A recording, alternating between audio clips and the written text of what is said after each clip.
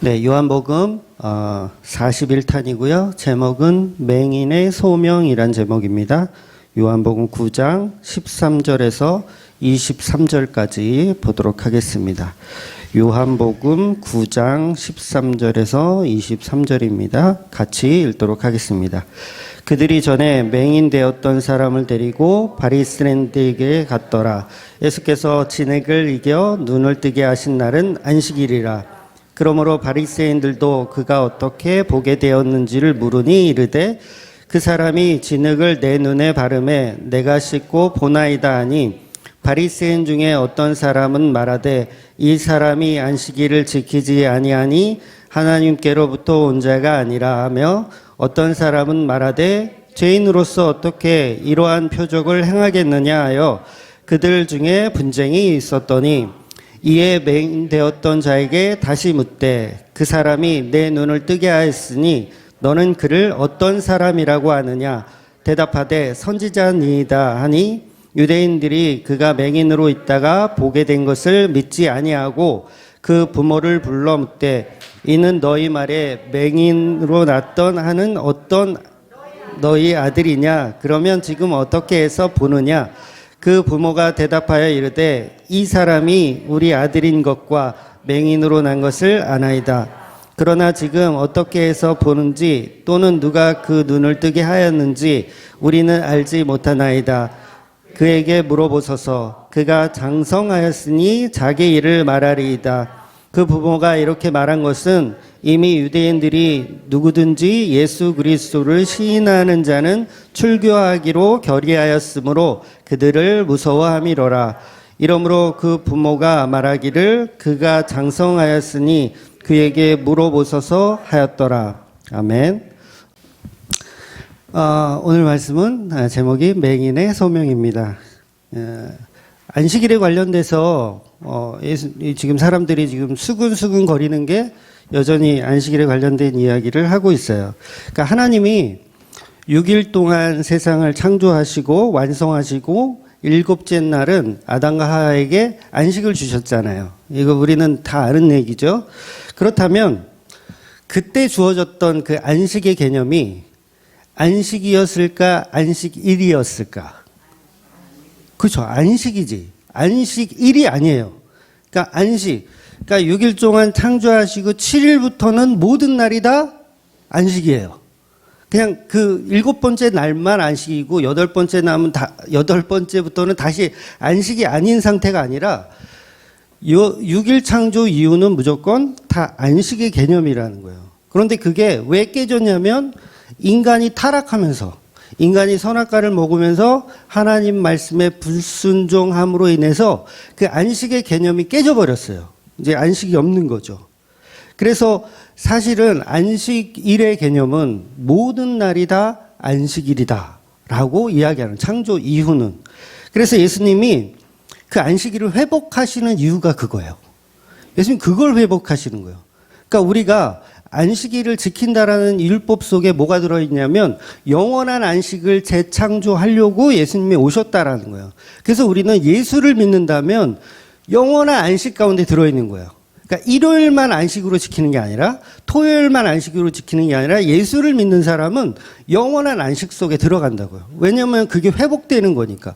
예수님 그걸 하기 위해서 이 땅에 오셔서 십자가에 돌아가셨다라는 거예요.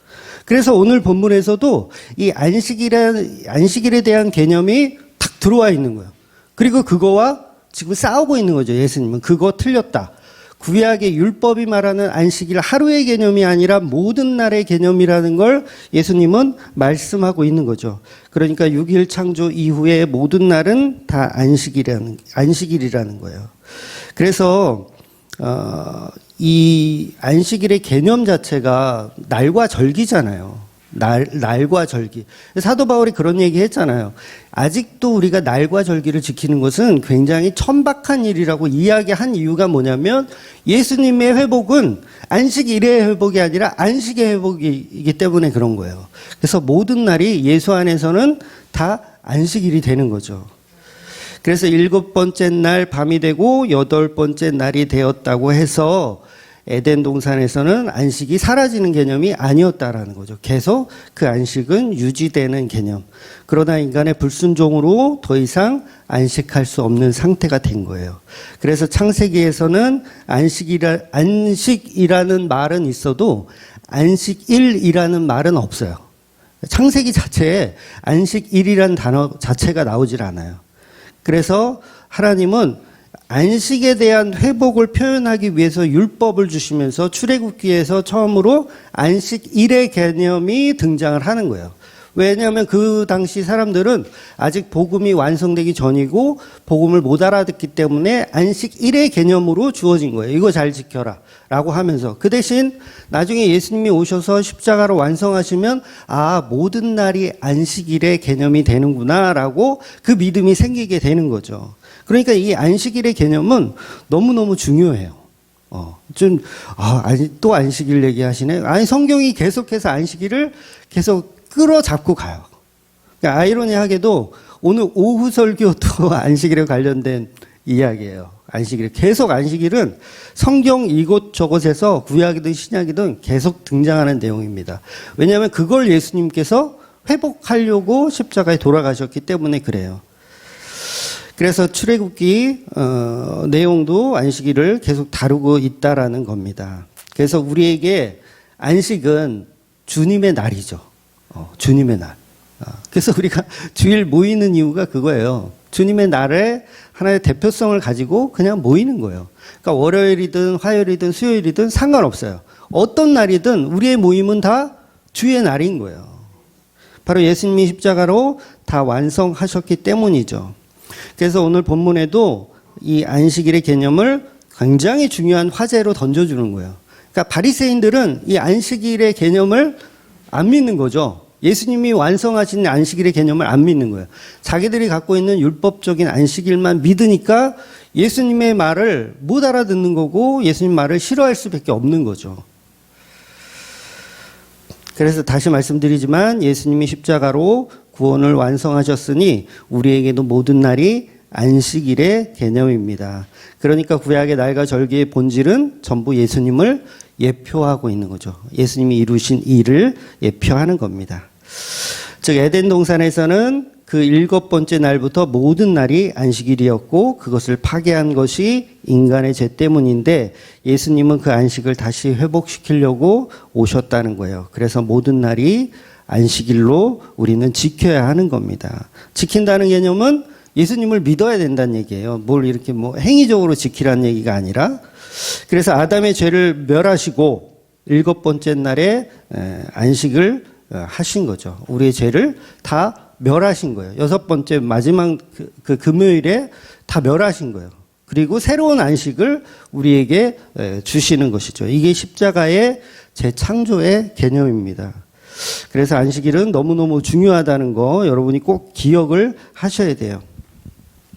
즉 에덴 동산에는 하나님이 세상을 창조하시고 7번째 날부터는 그 창조의 아름다움을 전부 누리라는 복을 우리에게 주신 거예요. 그걸 누리는 게 복이에요.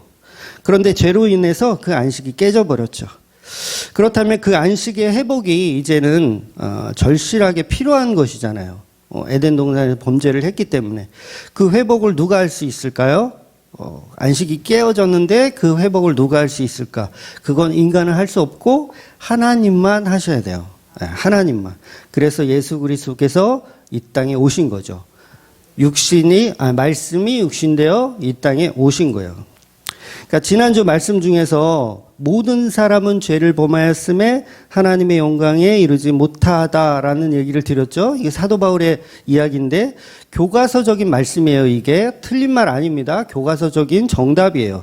그런데 그 교과서에 나오는 그 정답을 막 발기발기 찢어서 하나님의 영광 가운데 우리를 집어넣어. 그러니까 죄인은 하나님의 영광 가운데 들어갈 수 없는데 예수님이 그 교과서를 찢어서 아니야, 얘를 영광 가운데, 이 성도를 영광 가운데 집어넣을 거야 라고 하는 게 바로 예수님이라는 거예요. 예수님이 그걸 하시려고 오셨다는 거죠. 즉 그 예수 그리스도만이 깨어진 안식을 회복할 수 있는 유일한 제물이시라는 거예요.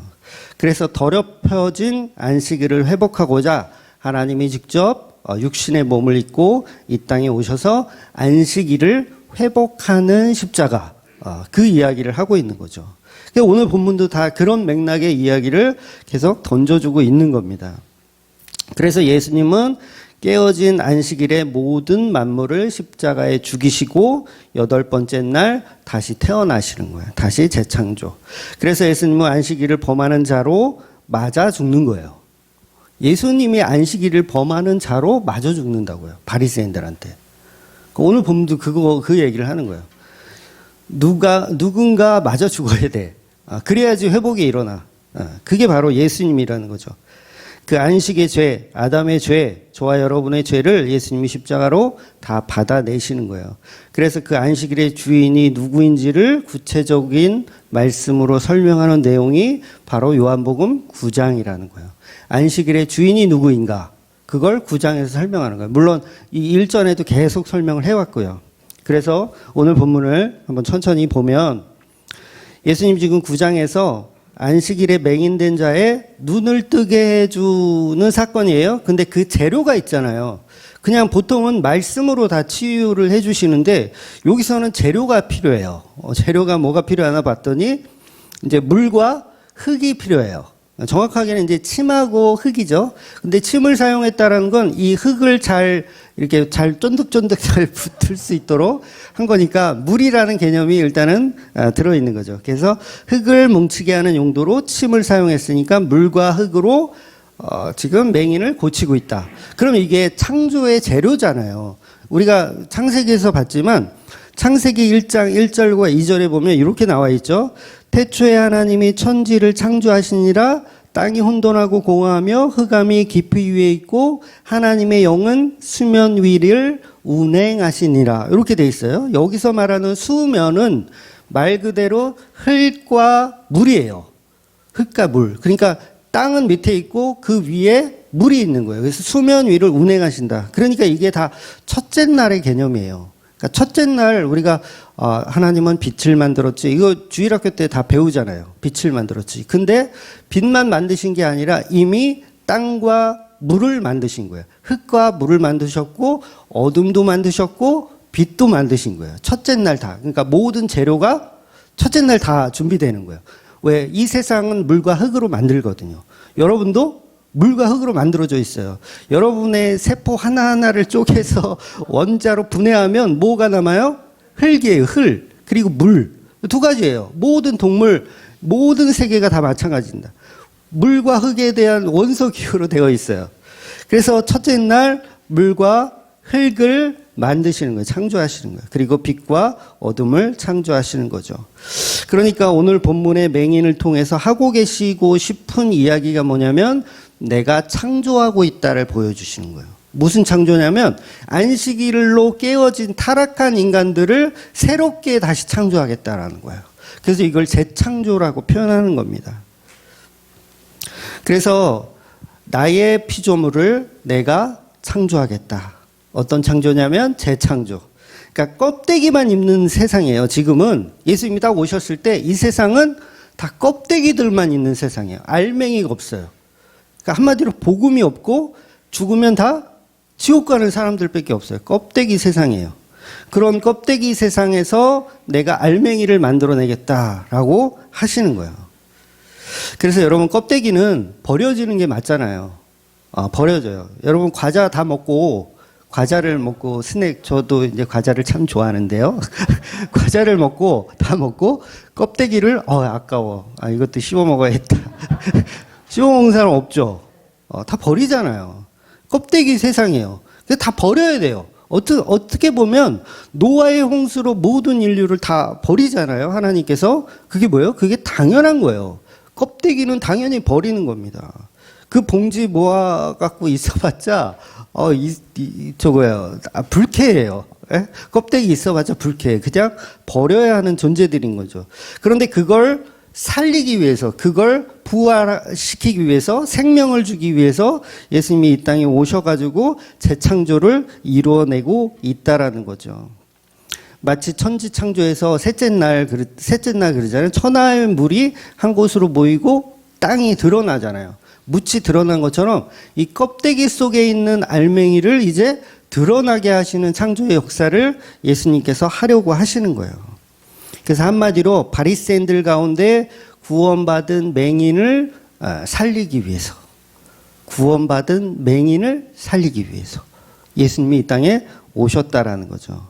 그래서 본문 9장은 재창조, 그 중에서도 안식일의 회복을 보여주시기 위해서 예수님이 지금 맹인 앞에 서 계신 거예요. 그래서 이 맹인에게 그 재창조의 표적을 보여주고 계신 거죠. 그러니까 이 맹인은 지난주에 우리는 예수님의 역할로 봤어요. 예수님의 역할로도 보고 또 오늘은 구원받은 교회의 역할로 좀 조명해 볼 거예요. 그러니까 두 가지가 다 해석이 되는 거죠. 그래서 이 맹인은 불과 몇 시간 전만 하더라도 하나님의 일을 해야 한다라는 생각을 한 번이라도 해본 적이 있을까요? 맹인은 내가 태어날 때부터 맹인이에요. 태어나서 한 번도 내가 하나님의 일을 한다라는 생각을 단 한 번도 해본 적이 없어요. 그러니까 이런 피조 재료에게 이제 피조를 하시는 거예요. 하나님께서. 그저 오늘은 끼니를 위해서, 오늘도 국어를 하지 않으면 끼니 해결이 안 돼요. 맹인의 직업은 뭘까요?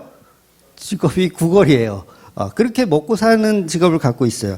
그러니까 하루하루 끼니를 위해서 동냥을 하지 않으면 굶어 죽을 수밖에 없는 인생이었어요. 하나님의 일을 한다고요? 한 번도 생각해 본 적 없었을 거예요. 그런 무가치한 인생에게 예수님이 찾아오셔서 복음을 주시고 구원을 선물로 주시고 또 눈까지 고쳐주시고 거기다가 이제 하나님의 일을 하게 시키시겠다라는 거예요. 이게 바로 소명이라는 거죠. 그럼 이제 이 맹인의 인생은 자기 끼니를 걱정하는 인생에서 이제 복음으로 구별된 복음으로 사는 인생이 되었잖아요. 그러니까 하나님의 일을 하는 자로 바뀐 거예요. 자의적으로, 타의적으로. 예수님이 강제적으로. 나는 이게 여기가 좋사온인데 아니래요. 너는 하나님의 일을 하기 위해서 내가 창조했다라고 말씀하시는 거예요. 그래서 여러분 성도는 누구나 이 맹인과 같아요. 이 맹인의 자리에서 나는 하나님을 알고 싶지도 않고 나는 하나님의 일이라는 걸 생각해 본 적이 없는데 하나님이 강권적으로 우리를 찾아오시는 거예요. 예수님이 찾아오시는 거죠. 예수님 찾아오셔서 내가 너를 구원하고 내가 너를 하나님의 일을 하는 자로 쓸 거야 라고 하는 게 모든 백성입니다. 모든 성도예요. 성도 중에서 나는 하나님의 일을 안 하는 성도야 라고 하시는 분이 있으면 개인적으로 찾아오세요. 네. 혼내줄 테니까. 성도는 누구나 하나님의 일을 해요. 그러니까 내가 예수를 믿는다. 그것도 하나님의 일이거든요. 우리는 다 하나님의 일을 하는 거예요. 그렇다고 저기 뭐 밖에 나가서 뭐 예수천당 불신지역 하면서 막 전도를 해야 하나님의 일이라는 게 아니라 그 예수 그리스도를 증거하고 그 예수 그리스도를 사랑하는 그 자체가 하나님의 일이라는 거죠. 그래서 성도라는 단어, 저는 이 단어를 참 좋아해요. 성도라는 단어. 근데 이 성도라는 이 뜻이 뭐냐면 거룩한 하나님의 백성이란 뜻이잖아요. 거룩한 하나님의 백성, 거룩한 예수 그리스도의 가르침을 따르는 자들, 뭐 여러 가지 해석이 있겠지만 정확하게는 하나님의 백성이라는 거예요. 그것도 거룩하대요. 어떤 거룩이냐면 거룩은 구별된 거룩이죠. 세상과 다른 구별되어 있는 나만의 백성, 나만의 알맹이, 껍데기가 아닌 나만의 알맹이란 뜻이에요. 그래서 저와 여러분이 성도라면 미안하지만 우리는 세상과 구별된 거룩한 존재예요. 네. 세상과 구분되어 있어요. 원하든 원치 않든 구분된 존재예요. 그러니까 제가 왜 미안하다는 표현을 하냐면 성도는 자기를 위해서 살 수가 없어요. 그래서 하나님이 그렇게 만들어 가세요. 나를 위해서 살지 못하게끔 만들어 가시는 거예요. 그걸 피조되었다라고 하는 거예요. 피조물은 절대로 내가 원하는 방식으로 창조되지 않습니다. 하나님이 원하는 방식으로 창조되고 하나님이 원하는 일을 하게끔 되어 있어요. 이것이 바로 오늘 본문이 말하고 싶은 맹인의 소명이에요. 즉 예수님이 이 맹인을 찾아오신 이유는 맹인의 눈을 고쳐주기 위한 게 아니에요. 이건 하나의 과정일 뿐입니다. 진짜 예수님의 목적은 뭐였냐면 맹인을 통해서 하나님의 일을 하시고자 하는 거예요.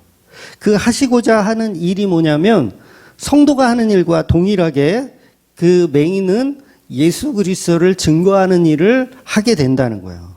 그래서 9장 전체가 다 그 얘기거든요. 맹인을 바리새인들이 막 데리고 다니면서 막 계속 신문을 하는 거예요. 신문을 받을 때마다 이 맹인은 누구를 증거하냐면 예수 그리스도를 증거하는 거예요. 그래서 창세기 2장 2절에 보면 하나님이 그가 하시던 일을 마치시니 라는 표현이 있어요. 그가 하시던 일을 마치시니. 창조를 다 끝냈다 이거죠. 하시던 일을 마치시니. 하시던 일을 마쳤대요. 근데 지금 이 신약에서는, 요한복음에서는 하나님이 하시는 일이 있대요. 마쳤다면서 왜 일을 또 해? 이상하잖아요. 근데 그 일이 재창조의 일이라는 거죠. 그래서 인간은 죄를 범하기 때문에 일거리가 생긴 거예요. 인간이 죄를 범하기 때문에 하나님은 모든 일을 마치시고 쉬시니 이게 돼야 되는데 또 이게 일을 저질렀네? 그럼 어떻게 해야 돼요? 하나님이 또 일을 하셔야 돼요. 하여튼 이 불쾌한 우리 인간들. 하나님은 일을 시키는 불쾌한 인간들이에요. 그래서 그 일이 뭔가 했더니 예수 그리스도가 이 땅에 오셔서 그 안식일을 회복하는 거예요. 왜 또 일이야? 우리 쉬어야 되는데. 그 쉬게 내가 해줄게. 그래서 직접 이 땅에 오셔서 십자가로 그 안식일의 회복을 이루시는 개념이라는 거죠. 결국 타락한 인간을 하나님께서 일하셔서 다시 구원하겠다라는 말씀을 계속 하고 계신 겁니다. 그래서 하나님이 하시는 일은 십자가죠. 하나님이 하시는 일은 십자가예요. 우리에게 먹을 것을 제공해 주시는 하나님이 그 일이 아니라 십자가를 말하는 겁니다. 십자가에 죽으신 예수님이 완전한 죽음으로 안식일을 회복하시는 개념입니다. 그래서 성도는 자기 자신도 구원받고 다른 사람에게도 복음을 전하는 성도로 부르심을 받은 거예요. 이 맹인은 부르심을 받고 나서 실로암이라는 데로 보내심을 받잖아요. 근데 실로암이라는 뜻이 뭐라 그랬습니까? 보내심을 받은 자예요. 보통은 치료의 샘물이란 뜻인가? 라고 우리가 보통은 치료의 샘물, 병을 고치는 어떤 하나님의 은혜, 이런 뜻으로 우리가 생각하는데, 그거 아니라는 거예요. 그거 아니고, 보내심을 받은 자가, 그게 본질이라는 거죠. 실로암의 개념에서. 그래서 보내심을 받았다는 건 뭡니까? 하나님의 일을 하는 거잖아요. 보내심을 받은 자는 하나님의 일을 하는 거예요. 그래서 이 맹인은 바리새인들에게 당당하게 복음을 전하는 거예요. 그래서 이게 성도의 삶이 이래야 한다는 거예요. 모든 게 다 부르심의 개념이죠. 저와 여러분은 맹인처럼 소명을 받았기 때문에 제가 출애굽기에서 표현했나요? 적진으로 뛰어들어서 이제 탱크를 박살내야 하는 그런 소명을 우리가 받은 거예요. 저는 달리기가 100m가 30초인데요. 왜 저를 보내서요? 저는 못해요. 그런데 너가 가라는 거예요. 너가 소명 받았어. 그래서 여러분 소명이란 단어는 기독교 용어잖아요. 다른 데는 소명이라는 단어를 안 쓰잖아요. 소명은 저거 할 때 쓰죠. 보통 재판할 때 변호사가 뭔가를 소명한다 했을 때 소명을 쓰고 일반 단어에서는 소명이라는 단어가 기독교적 단어밖에 없어요. 그러니까 우리는 하나님으로부터 받은 그 일이 바로 소명이라는 거죠. 아주 특별한 단어라는 거예요. 이 단어가. 그러니까 성도만이 받을 수 있는 단어. 누구나 다 받는 게 아니라 성도만 받을 수 있는 단어. 그러니까 오늘 본문에서 소명을 받은 맹인이 끌려가죠. 어디로 끌려가나 봤더니 바리새인들에게 끌려가요. 거기 끌려가서 뭐 할까요? 복음 전하는 거예요. 복음 전하는 거. 한마디로 전도자가 됐어요. 그냥 이렇게 성전 근처에서 구걸하던 맹인이 지금 뭐가 됐냐면 전도자가 됐어요. 하루아침에 부르심이 이루어지고 있는 거예요. 그러니까 바리새인에게 복음을 전한다? 이거 엄청난 거거든요. 요즘으로 치면 그냥 길거리 노숙자가 어느 날 갑자기 목사님이 된 거예요. 쉽게 얘기하면 어느 날 갑자기 목사님이 된 거야. 그러니까 바리새인들이 얼마나 어이가 없었으면 34절에 보면 아니 이게 지금 누가 누구를 가리키고 있어? 그렇잖아요. 아니, 거린 주제에 맹인 거린 그 구걸하던 양반인데, 아니, 지금 누가 누구를 가리키고 있어? 이렇게 돼버리는 거예요. 이게 부르심의 능력이에요. 이게 소명의 능력입니다. 그러니까 여러분 자신을 믿지 마세요. 나는 능력이 없는데요. 저는 하나님의 일을 할 수 있을 만한 그릇이 안 되는데요. 착각하지 마세요. 하나님이 소명하시면 구걸하던 노숙자도 목사님을 만드는 거예요. 그래서 이 맹인은 다른 병자들과 다르게 처음부터 낫고자 원하지도 않았어요. 좀 특이하죠? 낫고자 원하지도 않았어요. 그냥 예수님 온다는 소식을 듣고 막 달려가서 막 소리 지르면서 주여 내가 여기 있나이다. 내가 낫기를 원합니다. 막 이런 것도 안 했어. 그냥 가만히 있었어. 그냥 동냥하고 있었어요. 이 맹인은. 그럼에도 불구하고 하나님은 소명자를 찾아오시더라는 거예요. 완전한 불가항력적 은혜를 보여주고 계신 본문이라는 거죠. 그런데 바로 이 모습이 저와 여러분의 모습이라는 거예요. 성도는 다 똑같습니다. 물론 사역의 어떤 인간이 볼 수 있는 어떤 사역의 크기는 조금씩 다를 수 있지만 우리는 다 하나님의 일을 하는 거예요. 예수님은 분명하게 이 맹인을 낫게 해주는 목적을 지난 3절에 우리가 보았어요. 그에게서 하나님이 하시는 일을 나타내고자 하심이라. 고쳐지는 이유가 뭐라고요? 고쳐주는 이유가 불쌍해서가 아니에요. 내가 이렇게 능력자야라는 걸 보여주기 위해서 뽐내려고 예수님이 이 맹인을 고쳐준 게 아니라 그에게서 하나님이 하시는 일을 나타내고자 하심이라. 그 목적을 갖고 있었어요. 그러니까 실로암의 뜻은 치료도 아니고 뭐 예수님이 어떤 능력을 과시하는 것도 아니고 보내심을 받은 자다라는 걸 계속해서 말하는 거죠. 그래서 그 일이 뭐냐면 눈먼 자가 눈을 뜨는 거예요. 눈먼 자가 눈을 뜨는 거. 이건 비유입니다. 비유예요. 실제로는 영적인 눈을 떠야 된다는 거죠. 영적인 눈. 그러니까 자기가 죄인이라는 걸 알고 영적인 눈을 뜨는 게 바로 하나님의 일이에요. 하나님의 일은 우리가 영적인 눈을 뜨는 게 하나님의 일입니다. 그래서 9장 전체를 보면 영적인 눈을 띄어지는, 영적인 눈이 띄어지는 과정을 또 설명해요. 그러니까 단지 눈만 떠지는 게 아니라 이 맹인이 어떻게 예수 그리스도를 영적으로 눈을 떠가는지를 보여주고 있는, 순차적으로 보여주고 있는 설명들을 계속 해 나간다는 거예요. 이 맹인은 처음에 예수님의 이름밖에 몰랐어요. 아무것도 몰랐어요. 누가 나를 고쳐주는지도 몰랐어요. 그냥 예수라 하는 사람이 고쳐주는 것만 알았어요.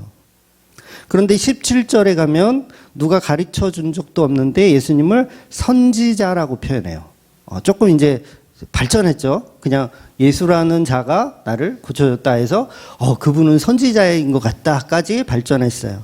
그리고 32절에는 창세 이후로 맹인으로 난 자의 눈을 뜨게 하였다함을 내가 듣지 못하였으니 라는 고백을 해요. 무슨 얘기예요? 선지자보다 높다? 작다?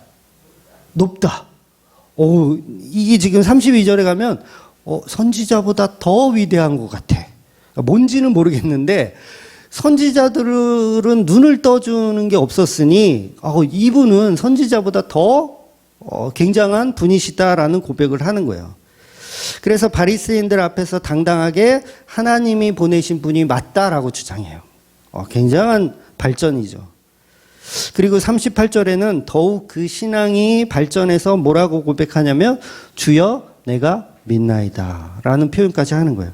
여기서 말하는 주여는 퀘리오스라는 뜻인데 무슨 의미가, 이 퀘리오스라는 단어인데 무슨 뜻이냐면 당신은 최고의 통치자입니다 라는 뜻이에요. 당신은 최고의 통치자. 왕과 같은, 임금과 같은 어떤 통치자의 개념이라고 호칭하는 거예요. 그러니까 이 퀘리오스는 주의 사자가라는 표현에서 그 뜻이에요. 주의 사자가. 또 주 너의 하나님이 할 때 그 주가 퀘리오스예요. 주 너의 하나님. 그러니까 하나님과 동등한 개념으로 설명할 때 쓰는 단어를 지금 이 맹인은 사용하고 있는 거예요. 그러니까 퀘리오스라는 그 주인은 천사를 동원할 수 있을 만한 능력을 가지신 분이다. 그러니까 하나님이란 얘기죠. 이런 고백을 지금 이 맹인이 조금 발전해서 영적인 눈이 지금 띄어지고 있는 거예요. 그래서 이렇게 신앙을 고백하는 거죠. 그러니까 이 맹인은 예수님에 관해서 아무것도 모르다가, 저와 여러분이 그랬죠? 예수님에 관해서 아무것도 모르다가 교회 가면 복숭아를 준다니까. 초등학교 때 안 해보셨나요? 교회 가면 복숭아를 준다니까 교회를 갔고 자꾸 예수 얘기를 하는데 예수는 나하고는 안 친한데 막 이랬는데 어느 날 시간이 흐르다 보니 영적인 눈을 띄어져서 그 예수가 하나님이었구나라는 걸 우리가 알게 되더라는 거죠. 그래서 예수님이 찾아오심으로 은혜를 이렇게 계속 알게 되는 과정입니다. 결국 주님이 이 세상을 창조한 그 하나님과 동일한 삼위격의 하나님임을 맹인이 눈을 뜨는 과정인 거죠. 오히려 육신의 눈은 영적인 눈을 뜨는데 방해가 돼요. 오히려 그렇습니다. 지금 바리새인들은 육신의 눈이 다 떠져 있잖아요. 그러니까 영적인 눈을 못 보는 거예요. 예수님이 그런 심한 말도 하셨어요. 차라리 그 눈 때문에 영적인 이걸 못 본다면 그 눈을 차라리 떼버려라 라는 말씀까지 하세요. 마가복음 한번 볼게요. 마가복음 9장 47절. 만일 내 눈이 너를 범죄하게 하거든 빼버리라. 내 눈으로 한 눈으로 하나님 나라에 들어가는 것이 두 눈을 가지고 지옥에 던져지는 것보다 나으리라. 이런 말까지 하시는 거예요. 차라리 맹인이 낫다. 이 얘기인 거예요. 그러니 육신의 안녕보다 중요한 것은 영적인 눈을 뜨는 거예요. 그러니까 저와 여러분이 비록 눈이 안 떠지는 애꾸 눈이라도 예수님 설명대로 애꾸 눈이라도 한쪽 눈밖에 없더라도 영적인 눈을 띄어지는 게 중요하다는 거죠. 이걸 복이라고 설명하는 거예요. 이걸 하나님 나라라고 설명하는 거죠. 그래서 사실 본문에서 이런 뜬금이 없거든요. 이 본문에서 이 맹인이 절실하게 지금 필요한 건 눈 뜨는 거잖아요. 근데 한 번도 생각해 본 적 없었고 한 번도 그걸 상상해 본 적도 없는데 예수님이 오셔서 강권적으로 은혜를 베푸시더라는 거죠. 사실 절실한 건 맹인이 아니고 바리새인들이에요. 그들이 절실하게 은혜를 구해야 돼요, 사실. 근데 그 자체가 없어요. 하나도 절실하지 않아. 거꾸로 되어 있는 거죠. 지금 본문의 맹인은 나중에 예수님을 다시 만나서 다른 이야기 하지 않습니다. 내가 믿고자 하느냐 했을 때 예수님에게 큰 절을 하는 장면까지 나와요. 큰 절을 하면서 내가 믿고자 하나이다 라고 얘기하는 거예요. 오히려 절실해졌죠. 오히려 이 맹인은 절실해졌어요. 내가 믿고자 하나이다. 근데 바리새인들은 눈을 떴다고 하는 것들이 절실하지 않은 거예요. 하나도. 여러분, 이 세상을 살면서 가장 중요한 것 뭘까요? 영적인 눈을 뜨는 거예요. 영적인 눈. 여러분, 저와 여러분이 영적인 눈을 떴다면 이런 마음이 들어야 돼요. 와, 큰일 날 뻔했다. 와, 큰일 날 뻔했다. 나 바리새인이었네. 와, 큰일 날 뻔했다. 요게 나와야 이게 정상적인 성도의 모습이라고 이야기하시는 거예요.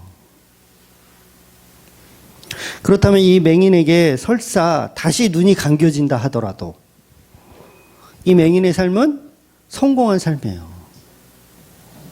그런데 본다고 하는 자들은 여전히 눈앞에 예수라는 진리를 보면서도 알아보지 못하는 것이죠. 그렇다면 차라리 맹인으로 태어난 게 더 복이에요. 이해가 되세요? 맹인으로 태어난 게 차라리 복이에요. 그래서 저와 여러분은 예수님의 은혜가 필요한 존재라는 거죠. 영적인 맹인들 역시 스스로 눈을 뜰 수가 없어요. 그래서 눈을 뜨게 해주는 메시아가 반드시 필요한 거죠. 다시 말해서 저와 여러분에게 시급하게 필요한 거는 영적인 눈을 뜨는 겁니다. 구원이 가장 필요한 거잖아요. 그래서 죄인이 살 수 있는 유일한 방법은 복음으로 사는 거예요. 복음으로 사는 거. 저와 여러분이 살아야 하는 방법은 복음으로 사는 거예요. 그래서 예수님의 구속사적 믿음이 저와 여러분을 살아가게 하는 원동력이 되어야 한다는 거죠. 그런데 그 믿음을 우리 스스로는 가질 수 없고 예수님이 은혜로 주셔야 됩니다. 그래서 예수님이 찾아오셔서 저와 여러분에게 믿음을 심어주는 것이 바로 실로암 사건이라는 거죠. 그 실로암 사건이 그래서 소명이라고 말씀드리는 거예요. 그래서 저와 여러분이 예수님의 불가항력적 은혜로 믿음을 선물로 받아서 그 믿음을 우리가 거부할 수가 없는 거죠. 불가항력적 은혜니까 거부할 수 없는 거예요. 그러니까 소명은 거부될 수 있다 없다? 거부될 수 없다. 30초든 100m를 40초에 뛰어도 거부할 수 없는 거예요. 그래서 구원받을 자격 없는 나 구원시켜준다는 거예요. 자격 없는 나. 천국 갈 자격 없는 나 구원시켜준다는 거예요. 예수님의 사랑을 받을 자격 없는 나 근데 주겠다는 거예요. 이게 소명하고 같은 개념인 거예요. 그런 사람을 사랑해 주시고 믿어 주신다는 거예요. 오늘 본문의 맹인은 믿음 달라고 한 적 없잖아요. 심지어 눈을 고쳐달라고 한 적도 없어요. 이게 바로 소명이라는 거죠. 모세도 마찬가지예요. 모세도 살인자잖아요. 살인자였어요. 소명받을 자격 없는 모세. 그렇잖아요. 소명받을 자격 없는 모세. 도망자에 불과한. 그런데 하나님은 모세가 아니면 안 된다는 거예요. 네, 너 아니면 안 되겠어. 너 반드시 해. 싫어요. 못해요. 아니야, 너 해야 돼. 라고 얘기하시는 거예요. 세상적으로 전혀 말이 안 되는 역설이에요. 잘할 것 같은 놈을 시켜야죠. 안 그럴까요? 설거지를 잘할 것 같은 사람을 설거지를 시켜야지. 이게 세상적인 거 아니에요. 노래 잘하는 사람을 찬양 인도를 시켜야 되고, 드럼을 잘 치는 사람을 드럼 치라고 해야지. 근데 하나님의 방식은 그렇지가 않다는 거예요. 이게 소명의 자격 없음이에요. 소명의 자격 없음으로 간다는 거죠. 그러니까 맹인도 좋아. 맹인도 내가 너를 들어 바리새인들을 가르치는 교사로 쓸 거야 라고 하는 거예요. 지금 물론 못 알아듣지만, 바리새인들 못 알아듣지만, 그래서 여러분 소명을 받게 되면 고난이 있어요. 소명을 받으면 또 그게 끝이 아니야. 좋은 것만 있을 줄 알았죠? 탱크를 부시러 가야 되는데 고난이 없겠어요? 뜀박질도 못 하는데 고난이 있죠. 맹인이요. 얼마나 고초를 당해요, 지금. 보면 이제 계속 우리가 보겠지만, 그냥 내비두지. 완전히 지금 장난 아니게 생긴 거예요, 지금. 이 맹인의 삶이. 놀랍게도 근데 성경에 보면 모든 소명받은 사람들이 다 고난이 있더라는 거예요. 자, 이제는 이 말씀을 듣고, 고난이 있구나. 이제 그만둬야겠다. 좋은 건지 알았더니 막 바다를 발라가지고 막 이렇게 좋은 건지 알았더니 좋은 게 아니네? 그럼 이제 떠나셔야 돼요. 고난이 없다라고 하는 대로 떠나셔야 돼요. 저기 뭐 절에 가시든가 아니면 무당한테 찾아가시든가 고난이 없다고 하는 대로. 그런데 계속 고난이 있더라는 거예요. 소명을 받은 자들은. 그래서 모세도 거기 시골에서 잘 살고 있는데 괜히 부르셔가지고 애굽에 가서 얼마나 고난을 당해요. 이 모세가 바로한테 모욕을 당하고요. 백성들한테도 모욕을 당해요. 네가 뭔데 설치냐라는 식으로 모욕을 계속 당해요. 좋은 소리 못 들어요. 그러니까 성경에 나오는 모든 인물들이 다 그렇습니다. 요셉도 마찬가지죠. 요셉도 어릴 때 소명을 받잖아요. 꿈을 통해서 소명을 받아요. 하나님의 일로 사용하실 거구나 소명을 받지만 이 요셉의 인생을 보면 형들에게 미움을 받고 애굽으로 팔려가서 보디발 집에 강간 미수범이 돼서 온갖 환난과 그런 고통을 당하는 거예요. 그러니까 신약 시대에도 보면 사도들 한 사람 한 사람 떠올려 보세요. 사도 바울을 포함한 12사도가 전부 고난을 받아요. 심지어는 거의 다 순교. 사도 요한을 제외하고는 다 순교. 다 그냥 충직하게 죽어요. 다 고난을 받아요. 그렇다면 이 맹인이 예수님의 소명으로 부르심을 받았다면 이 맹인에게 기다리는 건 뭡니까? 고난이에요. 고난. 큰일 났네. 이런 설교를 하면 교인들이 떨어진다 그랬는데. 잘 보세요. 맹인은 먼저 잘 다니던 직장을 잃었습니다. 눈을 뜨는 순간 잘 다니던 직장을 잃었어요. 이게 농담 같지만 그동안은 구걸하면서 먹고 살았잖아요. 이제는 어떻게 할 거야? 사람들이 돈을 안 줘, 이제. 오히려 너 그때 그 맹인 맞아? 아닌 것 같은데? 막 이런 와중이니 누가 돈을 주겠어요? 일이라는 건 한 번도 해본 적이 없잖아요. 노가다를 해봤어요. 뭐 어디 가서 뭐 삽질을 한번 해봤어요. 한 번도 해본 적이 없어. 그러니까 사람들이 공짜로 돈을 주지 않아요, 이제. 그리고 본문에서는 이 부모님도 출교의 위험을 느껴요. 출교의 위협을 받아.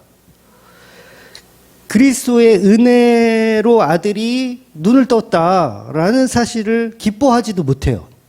그렇게 얘기했다가는 바로 출교야. 그러니까 지금 이거는 지금 고난의 시작이 된 거죠. 그러니까 여러분, 출교의 공포는 그 당시 굉장한 거예요. 우리가 생각하는 그냥 여기 떠나면 다른 교회 가지 뭐 그런 수준 아니에요. 그러니까 한마디로 주민등록이 말소되고 아파도 병원 못 가고 119에 전화해도 구하러 안 오고 뭐 이런 게 되는 거예요, 출교는. 그래서 출교를 당하면 사회생활을 전혀 하지 못하는 거예요. 버스도 못 타, 지하철도 못 타, 편의점 가서 음료수 하나 못 사 먹어요. 출교를 당하면. 요즘으로 치면 그런 거예요. 그러니까 완전히 감옥이죠. 보이지 않는 감옥에 살게 되는 거죠. 그래서 이게 9장 34절에 보면 이 맹인은 실제로 쫓겨났다라는 표현을 해요. 실제로 쫓겨났다. 근데 물론 이건 완전한 출교는 아니지만 그래도 출교에 버금가는 제재를 당하는 거예요, 이 맹인이. 그래서 여러분, 예수님의 예표로 등장하는 이 맹인이 눈을 떴으니 이제 불행 끝 행복 시작이라고 착각하시면 안 돼요. 눈을 떴으니까 이제 불행 끝 행복 시작이구나.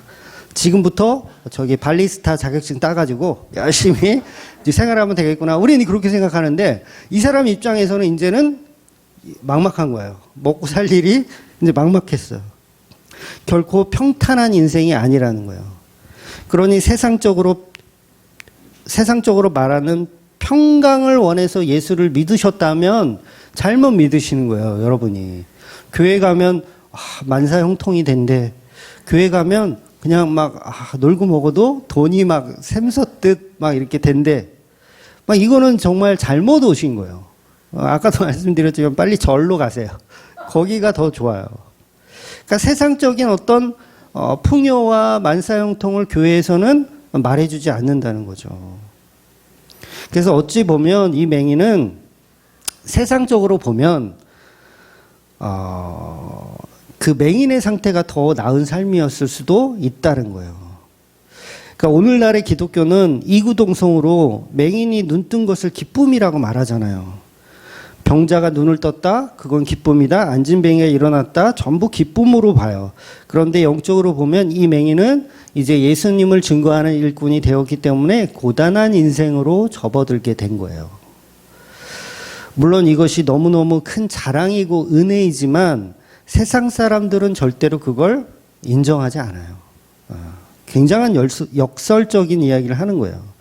그래서 오늘날의 모든 성도들도 이 맹인과 같은 소명으로 사는 자들에게는 크고 작은 고난이 있고 그 고난을 소망으로 가지셔야 돼요. 저와 여러분은. 수많은 사람들은요, 제각각 자기의 꿈을 이루기 위해서 살아가요.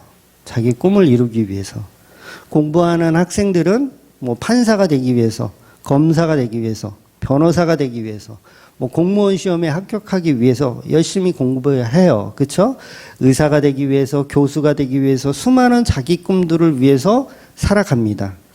저도 어릴 적 꿈이 있었어요. 꿈이 있었어요. 그래서 그 꿈을 이루기 위해서 굉장한 많은 시간을 노력하고 투자했던 경험이 있어요. 그러니까 거의 몇십 년, 한 10년 가까이를 투자했어요. 꿈을 이루기 위해서. 그런데 어느 날, 그 꿈의 주인이 바로 나 자신이라는 걸 발견한 거예요. 결국은 내가 내 꿈을 이루기 위해서 내가 세상을 살고 있구나라는 얼마나 그 생각이 악한지를 깨달은 거예요. 내가 이루기 위한 그 꿈.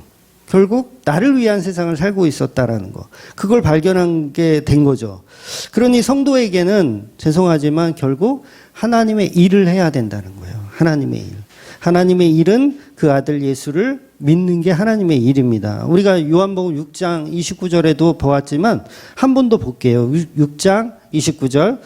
예수께서 대답하여 이르시되 하나님께서 보내신 이를 믿는 것이 하나님의 일이니라 하시니. 요게 하나님의 일의 개념이에요. 그러니까 성도의 일이란 예수님을 믿는 거예요. 이 맹인이 소명을 받았다면 예수를 믿는 전도자가 되는 것이 하나님의 일이에요. 발리스타 자격증 물론 따야 돼요. 이 친구 지금 이제 앞길이 막막하기 때문에 따야 돼요. 그것도 필요하지만 본질적으로 필요한 건 하나님의 일을 해야 된다는 거죠. 그래서 9장 3절에 그에게서 하나님이 하시는 일을 나타내고자 하심이라 라고 말씀하셨던 거예요. 이 맹인은 예수님을 믿는 그 일을 이제 해야 된다는 거예요. 이게 성도들이 동일하게 갖는 소명이라는 거죠. 그래서 요한복음 9장의 본질은 병이 나았다는 기복적인 개념보다는 부르심을 받은 자의 모습이 어떠한가를 계속해서 말씀하고 있는 거예요. 그러니까 교회에게 주시는 말씀이죠. 저와 여러분에게 주시는 말씀. 그런데 교회들은요, 계속 거짓말을 해요. 거짓말을 해요, 교회들이. 예수를 믿으면 세상적으로 만사형통한다는 거짓말을 해요. 그러니까 내가 필요한 것이 있으면 하나님이 어떤 식으로든 채워주실 거니까 구하고 간구해라. 그런 거짓말을 우리 교회들이 좋아합니다. 그러니까 결국은 나의 꿈을 위해서 하나님을 이용하는 거죠. 하나님은 예수로 채워주길 원하는데 하나님은 예수로 채워주길 원해요. 그게 하나님의 일이에요. 그런데 우리는 물질 만능을 더 추구하며 살더라는 거죠. 그래서 우리는 뼛속까지 죄인이 맞는 거예요. 늘 구하는 것이 배부른 떡이에요. 배부른 떡. 내가 먹고 배부른 떡. 그러니까 요리하는 칼을 하나님께 달라는 게 아니라 사람을 찌르는 칼을 달라고 해요. 우리가. 자기에게 악하게 했던 사람, 하나님 저 인간 좀 어떻게 좀 해주세요. 저도 그런 기도를 할 때가 있더라고요. 최근까지도 한 적이 있어요. 굉장히 회개했어요. 저 인간 좀 하나님 죽여주세요. 교통사고 나가지고 아예 저기 한 석 달 입원하게 해주세요. 꼴도 보기 싫어요. 그러니까 결국 하나님께 뭘 달라고 기도하냐면 전가를 달라고 기도하고 뱀을 달라고 기도하고 톡사를 달라고 기도하는 수준이라는 거예요. 그런데 하나님은 그런 걸 안 주고 가장 좋은 것을 주시는 분이라는 거예요. 성령이죠, 성령. 그래서 교인들은 하나님의 일이 무엇인지를 모른 채 맹인이 되어서 살아가는 거예요. 나를 위한 목적으로. 그래서 예수를 잘 믿으면 집값이 올라가더라. 예수를 잘 믿으면 땅값이 올라가더라. 이런 거짓말을 좋아해요. 그런데 이런 만사 형통은 세상이 추구하는 방식일 뿐이고 성도가 추구하는 방식은 육적인 거에서 눈을 뜨는 게 본질이라는 거예요. 하나님의 일. 그래서 성도에게 만사 형통은 예수님을 만나고 예수님을 믿게 되는 게 만사 형통이에요. 여러분은 다 만사 형통 중이에요. 이 은혜가 있어야 되는데. 이 역설을 저와 여러분에게 소명으로 지금 설명하시는 거예요. 그러니까 교회가 부흥하고 사람들이 더 많아지는 것이 복이 아니고 예수님이 나의 소명을 받은 자들로 모아서 소수이지만 이들이 모여서 서로 예수 그리스도의 보혈의 피를 나누는 거, 이게 교회예요, 이게. 그거 말고 우리가 뭐가 부럽습니까? 뭐가 부러워요? 다른 교회 부럽나요? 건축했대. 집사님 한 분이 카톡에 어저께 그 교회, 새 땡땡 교회 딱 올렸는데, 멋있어. 우리 교회는 언제 저렇게 될 건가? 그게 부러워요? 전혀 안 부러워야 돼요. 그거는 만사형통이 아니에요, 그건. 소수라도 우리가 예수 그리스도의 보혈의 피를 함께 나누고, 즐거워하고, 기뻐하고, 위로하고, 눈물 흘리고, 이런 게 복이라는 거예요. 이게 만사형통이에요. 그래서, 당신도 맹인이군요. 저도 맹인인데. 당신도 앉은 맹이군요. 저도 앉은 맹이었는데. 막 이러면서 서로를 위로하는 게 교회라는 거죠. 그래서 그 은혜에 눈을 떠서 그 눈뜬 자들이 서로 서로에게 떡과 포도주를 나누며 예수님의 은혜를 나누는 곳, 그것이 교회라는 거죠. 그래서 서로가 서로에게 만사형통의 본질적인 진짜 만사형통이 무엇인지를 서로 나누는 겁니다.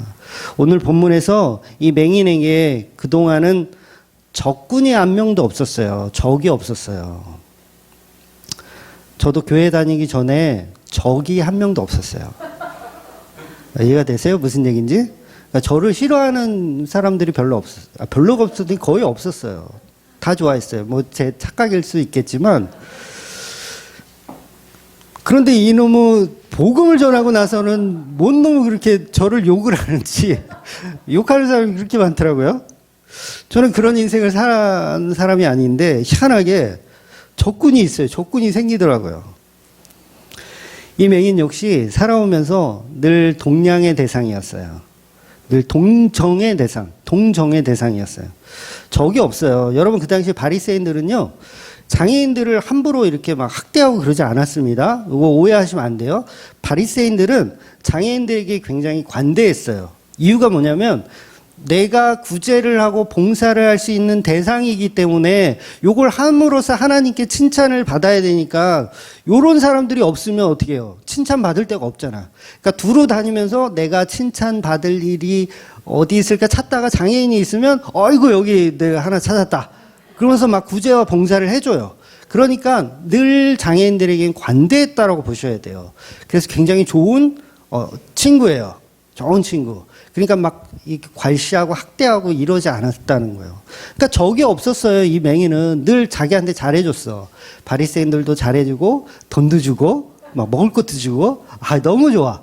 근데 어느 날 예수를 만나고 나서는 이제 바리새인들이 다 나를 죽이려고 그래. 출교도 시키려고 그러고 어디서 너가 우리를 가리키려고 그래? 그러면서 막 이게 잘못했다가 확 가겠어. 이거 죽을 지경인 거예요. 그러니까 교회가 이렇다는 거예요. 교회가 없었던 적이 생겨요. 그러니까 소명받은 사람들은 다 고난이 있어요. 그러니까 우리가 요한복음 지금 7가지 표적 중에서 6가지 표적을 우리가 보고 있는데 6가지 표적을 보여줌에 있어서 인간은 계속해서 예수 그리스도를 드러내고 빠지는 거예요. 예수 그리스도를 드러내고 우리는 빠지는 거예요. 그러니까 우리가 막 이렇게 막 영광 가운데 거하려고 하는 게 아니에요. 바리새인들은 노골적으로 예수님이 하신 놀라운 사역을 믿지 않고 오히려 안식일을 범하는 자로 꼬투리 잡아서 죽이려고 합니다.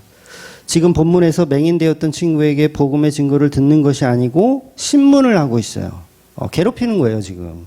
어떻게 하면 예수에게 죄를 물을 수 있을지를 조사하고 죽일 증거를 찾기 위해서 이 맹인을 데리고 다니는 거예요.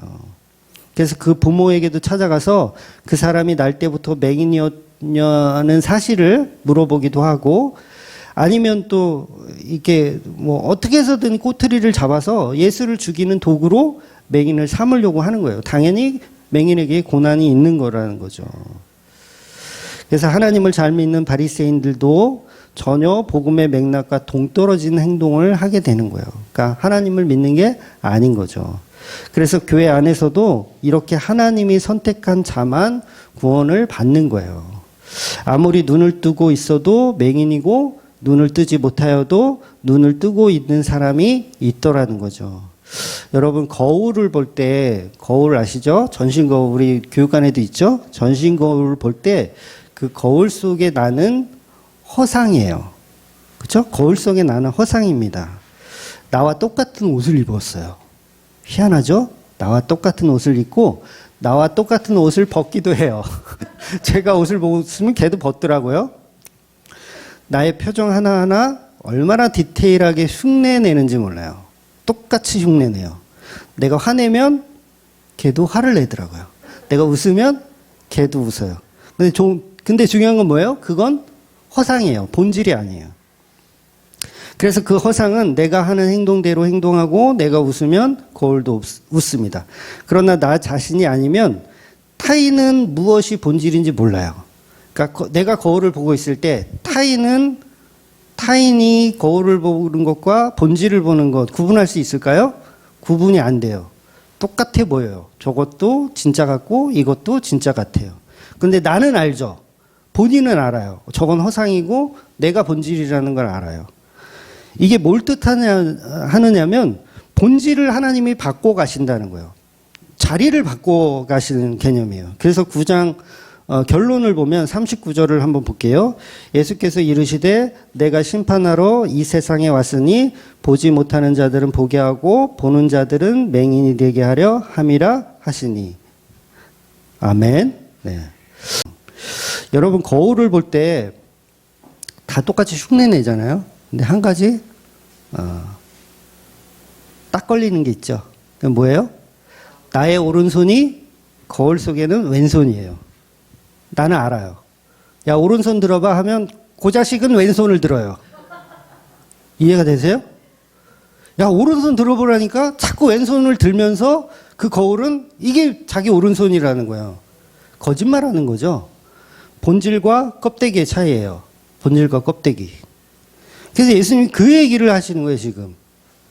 본질과 껍데기의 차이. 바리새인들은 하나님을 잘 믿고 정말 본질인 것 같은데 결국은 바뀌어 있다라며 좌우가 바뀌어 있는 거예요. 그래서 맹인된 자가 보게 되고 보는 자가 맹인이다라는 얘기를 하는 거예요. 너희들이 사는 세상, 바리새인들 너희들이 사는 세상은 허상 속 거울이라는 거예요. 너희들은 철저히 너의 오른손이라고 우기고 있지만 본질에서 보면 너는 왼손을 들고 있는 거야 라는 방식을 설명하는 거죠. 그래서 거울 속에 수많은 가짜들은 자기 오른팔이 진짜 오른팔이라고 믿어요. 그런데 하나님 보실 때 왼팔인 거죠. 그래서 보지 못하는 자들이 보게 되고 그래서 보지 못하는 자들이 보게 되고 보는 자들이 맹인이 되어 버리는 거예요. 그래서 저와 여러분에게 복음이 없다면 이 세상은 거울 속 허상입니다. 복음이 없으면 거울 속 허상이에요. 왼손을 오른손이라고 우기는 수준의 가짜들로 사는 거예요. 그들에겐 구원이 없는 거예요. 다시 말씀드리지만 세상에 추구하는 복과 하나님이 추구하는 복은 정반대예요. 우리는 거울 속 허상을 진실이라고 믿고 그걸 복이라고 주장하지만 하나님은 그 거울 속 가짜들을 다 부셔버리는 거예요. 너희들은 가짜다. 그래서 거울 속 그 허상들은 나와 비슷한 것 같지만 철저하게 속이고 있는 나와 똑같은 가짜일 뿐이에요. 그러니까 저와 여러분 속에도 그게 있어요. 허상이 있다고요. 왼손을 오른손이라고 우기고 있는 허상이 우리 안에 다 들어있어요. 그걸 예수님이 죽이는 거예요. 그게 죽으면 뭐가 돼요? 그게 거듭남이 되는 거예요. 그게 죽어야 돼요. 그게. 그러니까 이 내 속에 하나님과 내가 있어요. 나는 거울 속에 나죠. 계속 우겨요. 왼손 가지고 오른손이라고 계속 우겨요. 하나님이 그거 아니라는 거예요. 그걸 부셔버리는 거예요. 그래서 우리는 세상의 바리새인들이 율법으로 우월하고 하나님으로 볼 때 완전한 자라고 볼 거라고 우리가 착각하지만 이미 그건 허상 속에 있는 가짜라는 거죠. 그런데 그 허상을 실상으로 바꿀 수 있는 것이 바로 복음의 소명이라는 거예요. 즉 내가 사는 이 세상은 하나님의 창조로 모든 것이 준비된 세팅되어 있는 세상이에요. 이 맹인에게 이 세상은 소명을 위해 잠깐 사는 곳입니다. 소명을 위해 잠깐 사는 곳. 어쩌면 그 거울 속에서 탈출한 사람이 바로 오늘 본문의 맹인이에요. 자, 성경에서 이 맹인을 누가 날 때부터 맹인 되게 했을까요? 하나님이죠. 우리 출애굽기 4장 11절 볼게요. 출애굽기 4장 11절. 여호와께서 그에게 이르시되 누가 사람의 입을 지었느냐? 누가 말 못하는 자나 못 듣는 자나 눈 밝은 자나 맹인이 되게 하였느냐? 나 여호와가 아니냐? 하나님이 맹인을 지으셨대요. 근데 여러분 아이러니하게도 지금 읽은 이 출애굽기 4장이 모세를 소명하실 때 하셨던 말씀이에요. 그러니까 모세가 막 못 가겠다고 하니까 누가 맹인을 만들었느냐? 이렇게 말씀하시는 거예요. 그럼 오늘 본문하고 일맥상통하는 내용이잖아요. 누가 이렇게 만들었냐? 하나님이 그 맹인을 맹인으로 태어나게 하신 거예요. 여러분, 구약에서 맹인은 부정한 사람이에요. 부정. 레위기서 21장 17절 볼게요. 17절 18절 볼게요. 아론에게 말하여 이르라. 누구든지 너의 자손 중 대대로 육체에 흠이 있는 자는 그 하나님의 음식을 드리려고 가까이 오지 못할 것이니라. 누구든지 흠이 있는 자는 가까이 하지 못할지니 곧 맹인이나 다리 저는 자나 코가 불완전한 자나 지체가 더한 자나. 그런데 하나님이 오늘 본문에서는 역설을 하는 거죠. 자, 맹인은 하나님에게 불완전한 자니까 근처에도 오지 못하는 그런 부정한 자인데, 오늘 본문에서는, 요한복음에서는 하나님은 반대 이야기를 하는 거예요. 부정한 자의 친구가 되어주세요. 희한하죠? 부정한 자의 친구. 이게 복음이라고 선포하시는 거예요. 이게 복음. 그러니까 부정한 자와 정한 자가 서로 바뀌는 거예요. 거울 속에서 빠져나오는 거예요. 거울 속에서 빠져나오는 거예요. 그래서 오늘 본문의 맹인은 예수님을 증거하는데, 이 맹인이 예수님에 관해서 자세히 설명하는 거예요. 선지자, 그분이 선지자다. 또 그분이 선지자보다 더 위대한 분이다. 또 그분은 모든 만물의 통치자다. 라고 이렇게 고백하는 거예요. 그러니까 이 맹인은 아무것도 모르잖아요. 처음에는. 뭐 복음이 어떻고 전적 타락이 뭐고 불가항력적 은혜가 뭐고 이런 거 하나도 몰라요. 아무것도 몰라요. 그냥 자기에게 주어진 환경 속에서 바리새인들에게 증언할 뿐이에요. 바로 이 맹인은 거울 속 허상에서 빠져나온 상태가 된 거예요. 빠져나오면 알죠. 그게 허상이었다라는 걸 알죠. 그래서 말하는 거예요. 그 거울 속은 좌우가 바뀌어 있다라고 얘기하는 거예요. 너희들은 가짜고 예수님이 진짜다라는 이야기를 하게 된다는 거예요. 그래서 거울 속에 우리를 부셔버리는 게 복음이라는 거죠. 출애굽기에서 물두멍을 뭘로 만들었죠? 기억나시죠? 물두멍 뭘로 만들었냐 봤더니 회방문에서 수종을 드는 여인들의 거울로 만들어요. 그 거울을 녹이는 거예요. 허상을 버리는 작업을 하는 거예요. 거울 속 허상. 내가 보면서 나를 치장하고 나의 오른손 왼손이 바뀌어 있는 그 허상을 부셔서 물두멍을 만드는 거예요. 그 물두멍은 뭘 의미합니까? 죽는 거잖아요. 씻는 거. 우리의 죄를 씻는 거. 우리가 거기서 죽는 거예요. 그러니까 우리의 거울이 부셔서서 죽어야 그게 이제 거듭나는 거예요. 새롭게 태어나는 거예요. 고린도전서 13장 보면 그런 얘기가 있죠. 거울로 보는 것처럼 희미하나 뭐 이런 뜻이 있어요. 물론 여기서는 그런 본질로 설명하는 내용은 아니지만 본질은 똑같아요. 좌우가 바뀌는 엉터리를 설명하는 건 똑같아요. 그래서 우리가 그 거울 속에서 탈출하면 그 거울 속 바리새인들을 오히려 맹인으로 바라볼 수 있다라는 거예요. 바리새인들 너희가 맹인이었다. 이렇게 바라볼 수 있는 거예요. 생각해 보세요. 맹인으로 구걸하던 자가 진리를 알고 있다면 바리새인들을 가르칠 수밖에 없는 거예요. 놀랍잖아요. 거렁뱅이 주제에 바리새인 그러면 당대 최고의 국회의원들인데 그들을 가르친다는 거예요. 이게 맹인의 소명이에요. 왜? 맹인은 거울에서 빠져나왔기 때문에 오른쪽 왼쪽이 허상이라는 걸 아는 거예요. 저와 여러분도 부디 그 허상에서 빠져나와 복음 안에 예수님의 십자가 진리 안에 거하시는 저와 여러분이 되시기를 주의 이름으로 축원드리겠습니다. 아멘. 기도하겠습니다.